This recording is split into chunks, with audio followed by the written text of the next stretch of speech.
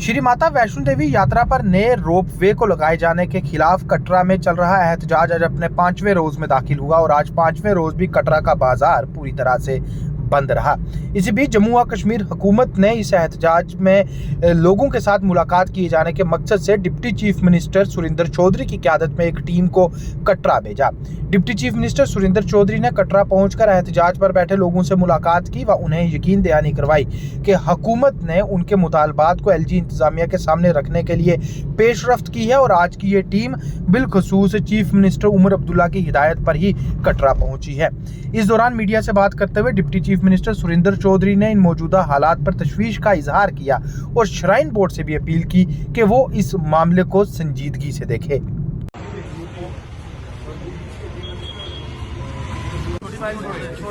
Okay जनाब,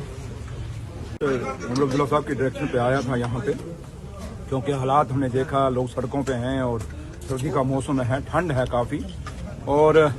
हमारी बातचीत हुई है तफसील से उनमें, और क्योंकि कुछ ऑफिसर नहीं आ सके क्योंकि ऑनरेबल चीफ मिनिस्टर साहब की वीसी की मीटिंग भी थी,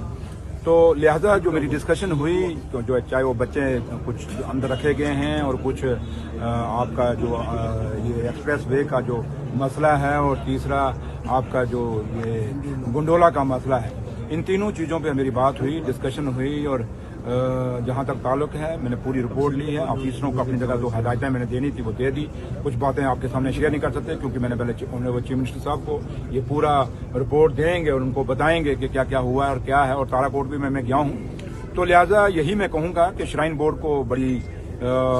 हमदर्दी से और श्राइन बोर्ड को यहाँ पहल करनी होगी, और सबसे बड़ी जिम्मेवारी श्राइन बोर्ड की है, और श्राइन बोर्ड भी तभी श्राइन बोर्ड है जब माता का दरबार यहाँ पे है, और अगर माँ यहाँ ना होता तो श्राइन बोर्ड को किसने पूछना था। तो इसलिए श्राइन बोर्ड की बहुत जिम्मेवारी है, और ऑनरेबल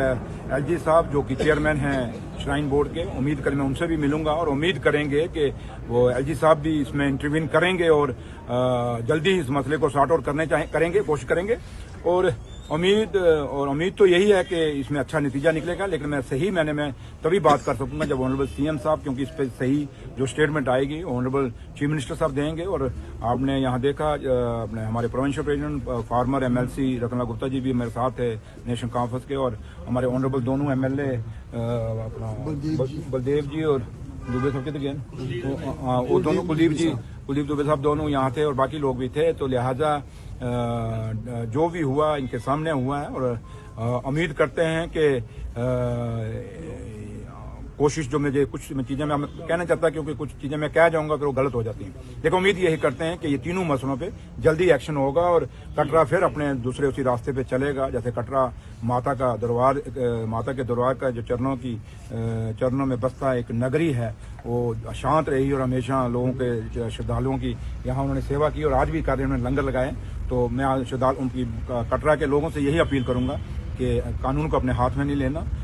कानून जितना एक मुंह चुप भी आपका, जब ज्यादा ना बोलो, चुप रहो तब भी अगला जो होता है, और चुप असर होगा। हथियार उठाने से या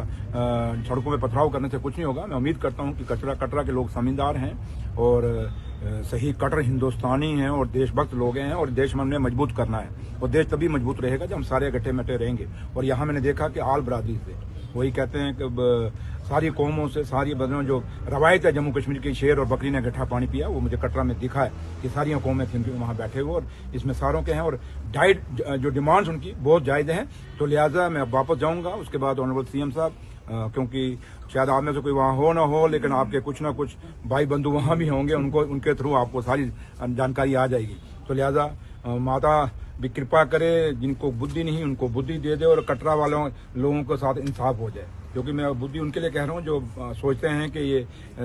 यहाँ सिर्फ पैसा ही कमाया जाता है। पैसा नहीं है माता के दरबार में, यहाँ श्रद्धा है, यहाँ माँ की तपस्या है, और माँ का एक रूट है। माँ जिस रास्ते से आई है, लोग उन रास्तों पे अपने शीश नवा के जाना चाहते हैं। तो लिहाजा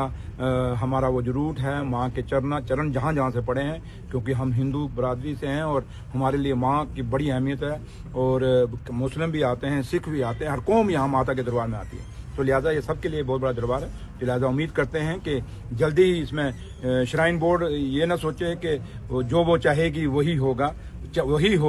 जो लोग यहाँ के चाहेंगे, और ये लोगों की आवाज़ है और लोगों की आवाज़ सुननी होगी। Thank you.